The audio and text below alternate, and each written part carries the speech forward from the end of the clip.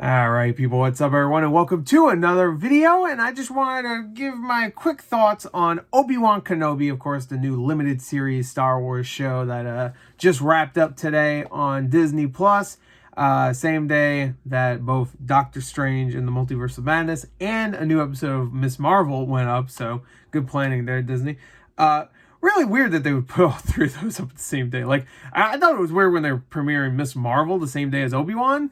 Now, of course, they're complaining that nobody's watching Miss Marvel. I'm watching it, so, you know. And it's pretty fun. I'm liking it so far. Yeah, it's weird. You think they would have just, like, maybe said, all right, how about on Thursday instead of Wednesday? No, just the same day. Screw that. Or how about a day earlier? So you have Tuesday, you have Miss Marvel. Oh, that's cool. And then a day later, you have Star Wars. Or how about this? Weekend. Wouldn't that be nice? A weekend show? Like, we don't almost ever get that. At least I don't anymore. Because I watch all these things and they always come out during the weekday. Anyway, so I got done watching Obi-Wan earlier today. I had problems with it, okay? I don't want people getting upset at me because I don't love the show like they do. I had a lot of problems with it. The writing is spectacularly dumb at times. Where it's just like what like these characters I feel like wouldn't do this.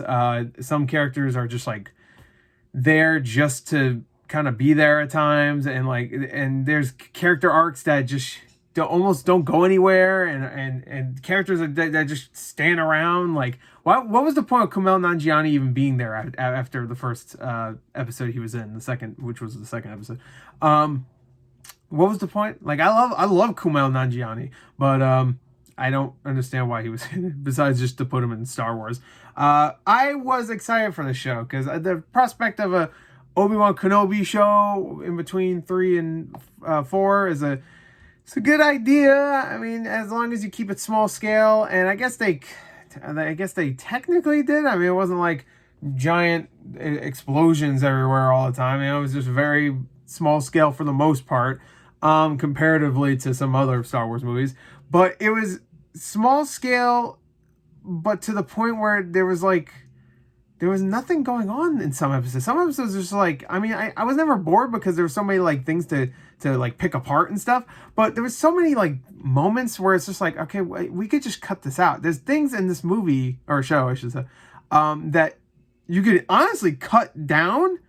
You can cut a lot of the episodes down and make it into a movie.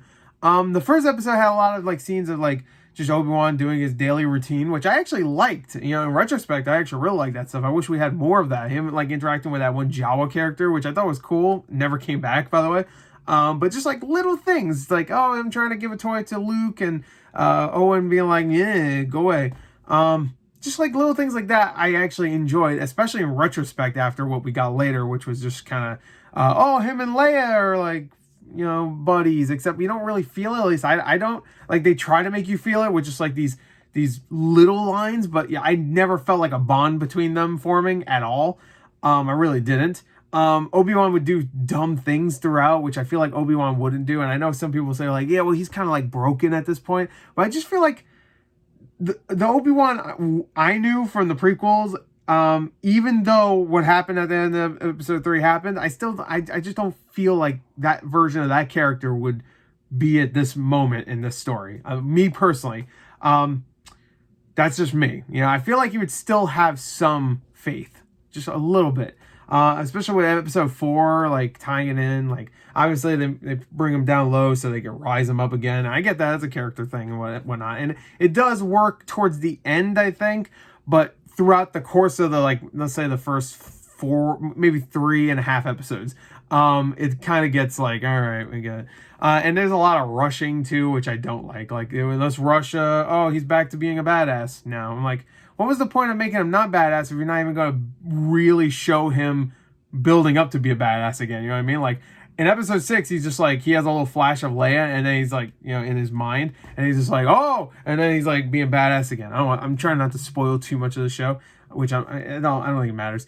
I think people that are watching this video probably have already watched the show. But yeah, I just had some problems. Like, none of it is from the acting and from like like some of the like set design and even some of the droids, a lot of the practical stuff. Some of the special effects were not great. But it was really just the writing that was brought it down, and like even the story was just like I'd rather it be all set on Tatooine, which I know, but like that would make sense for Obi-Wan's story. He should stay there to make sure Luke is okay. And him leaving, and the reason why he has to leave is so like, well, can't somebody else do this? Like you have a whole army. You just like you have you can but I don't know. They're trying to build this thing where like Luke isn't the only important character. Leia is too, and I get that, but it's just like it almost like it felt like they're shunning Luke at times. I'm like, don't worry, he'll be fine, whatever. The plot armor is strong with this one, so he ain't gonna die. You can leave Tatooine, it's fine. I mean, I guess that's true, but still, I just thought the whole story was kind of flimsy, honestly, and at times very pointless.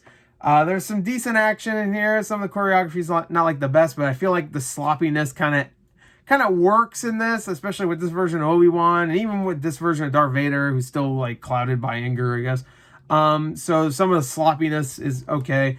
Reva's character though is a very contentious thing to bring up, because I don't think she's a great character, and I don't think the actress was that great, but I will say she got much better later on. I thought by episode 4, I thought she was better, and I was thinking to myself, why was that?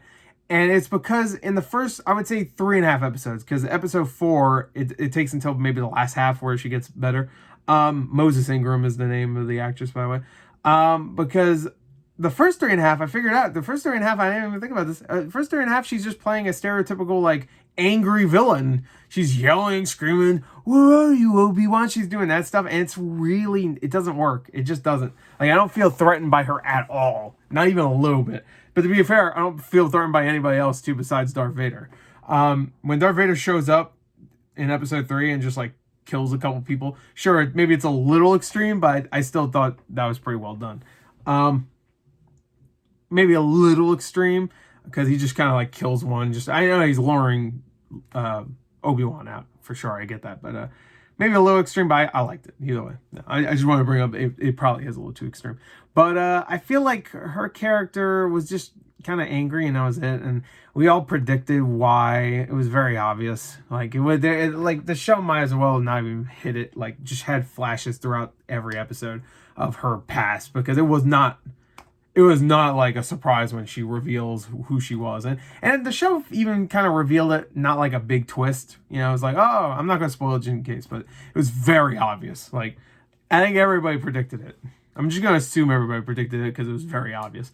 But she got better. I thought the last 2 episodes especially, I thought she was good. Like, she actually showed emotion and stuff. And I was still a little confused on what she was doing in the last episode, but, yeah, I guess you could say there's like some doubt still in there or whatever. I don't know. But I thought her character was pretty weak interacting was pretty weak until the last couple episodes. Then I thought she got better. Her character was still like, I feel like a lot of that backstory was just like blah. And they also don't explain how she survived. Like, I guess we're going to get into spoilers. Sorry, just go away. There's going to be some slight spoilers. Well, I guess this is a big spoiler, but it's obvious, so that's why I'm gonna call it slight. But she was a part of the Order 66. She was a Jedi or apprentice or youngling, whatever we'll call him, Jedi apprentice. And her friends got killed. Anakin was there. Anakin stabbed her with a lightsaber and then left her for dead. She played dead, she said, or something like that. She acted dead so she could survive, and then she joined up the Inquisitors to hunt Jedi just so she can get closer to Darth Vader and take him out. That means she had to kill a bunch of Jedi, including that one guy from the beginning, played by Benny Safdie, who co-directed Uncut Gems. He was also in Good Time, which is another movie they directed. Just want to throw that out there because he's a great director, and I wish he spent his time maybe doing another movie besides being in this. But because he's barely in it, and he was fine, but like his character had no play. They don't even bring his character back. Like, not that they could bring him back, he's dead, but I mean, like, they don't even mention him again. Like, he's like, he's a Jedi, he's dead. No, man, whatever. He's hanging by a sign or whatever. Yeah. or on a sign is what I meant to say. Yeah, so she's killed people and stuff. So immediately I'm just like, I just don't really feel for you. Like, I wish they kind of I wish they went with she was clouded by the dark side. She did something evil, and then Anakin maybe recruited her because he saw evil in her or something like that. And somehow Obi-Wan kind of got through to her, but they didn't really do that. So, like, when she's like, oh, I don't know, I failed them at the end of the show or whatever, and she decides not to kill Luke, I'm just like, okay. Am I supposed to be like, oh, all is forgiven? And even Obi-Wan's just like, it's okay. You haven't gone down the dark path. I'm like, no, she was on the dark path already. I don't know. That's my opinion. I don't. But yeah, there's some good stuff. I thought all the Darth Vader and Obi-Wan stuff in the last episode was really good. I actually really like that stuff. The little talk they had too, just the dialogue in between, Darth Vader's voice I think sounds pretty good, but there's times where you could definitely tell it's like that automated like re-speecher thing or whatever they use, which is fine. I don't really mind it. I think it sounds fine for the most part, but I could see, I saw some people talk about on Twitter, like you could kind of tell it's kind of weird, almost robotic. Not as bad as the Luke Skywalker one from The Mandalorian season 2, or not even season 2. I mean that too, I guess, but Boba Fett, sorry, Book of Boba Fett, the show that has 75% Boba Fett. Is that right? Was there 6 episodes? No, there was 7 episodes. So whatever. Anyway, so yeah, I don't have much else to say. Like the Darth Vader stuff at the end. I mean, the whole show you want to see Darth Vader and Obi-Wan, and you see them together for a few times here and there, but most of the time it's like Reva and Leia and Obi-Wan and all this stuff, and I just didn't really care for any of their plots, honestly. Like Obi-Wan I like as a character, and I think Ewan McGregor's great, but it just didn't feel like the story didn't feel important. It really didn't. And it would have felt important if we had a lot of flashbacks to like, Clone Wars time and stuff. But no, we didn't really. We got one. That's about it. Don't know why they only did one. It would have been fine, especially since they didn't de-age Hayden Christensen almost at all. You could tell he was like 40 years old, even though he's supposed to be like 20, I think. But really, that doesn't even bother me that much. Like, do more of that. I every time they went back to that flashback, I was like, oh, cool, do more. But I guess the writing could have got stupid there, and then I don't know. When I'm clamoring for more prequel stuff, I don't know. Does that just say something about the show? There's a lot of dumb moments in the show. I'm not gonna go over them. I'm sure people have done that already. So yeah, I just wanted to give my thoughts. I was gonna be a quick thoughts, but obviously that didn't happen. So. If I had to give a score, I don't really give scores to things. At least I don't think so. I don't even know if I don't think I gave a score to Jurassic World when I reviewed that. That I kind of ended abruptly because I was just like, fuck this movie. I'm done talking about it. But, yeah, I'll say, out of a 10, I'd say, I didn't hate it. I'll say a 6 out of 10. I'll say a 6 out of 10. Like, I don't, yeah, I think that's fair. And it might even drop a little bit in the future. But the ending was pretty good. It was a pretty good last episode. I thought the 5th episode had major problems with some cool flashback stuff. 4th one was useless and really dumb. The whole Leia being concealed in a fucking... I was like, good lord. And what's her name? Tapping their heads and stuff. The stormtroopers' heads and somehow getting out of there. I felt the first 2 episodes had some good moments, but were really slow. And then the 3rd episode had that cool scene with Darth Vader and Obi-Wan, but besides, I mean, there's some dumb moments in there too, but besides that, like, the rest of the episode was kind of blah. There's a lot of really stupid, dumb moments, like a lot of bad writing. That's just my opinion. But 6 out of 10, I mean, that's pretty good considering I said there's a lot of bad writing, because the acting is good, the special effects for the most part are decent, sometimes they're not great. There's some decent action, there's good stuff in the production, just... the writing is not the best. I wish Disney would hire some better writers. Please. Because a lot of these shows and even movies now. Anyway, there you go. That's that. 6 out of 10. What did you think of it? Let me know. Bye.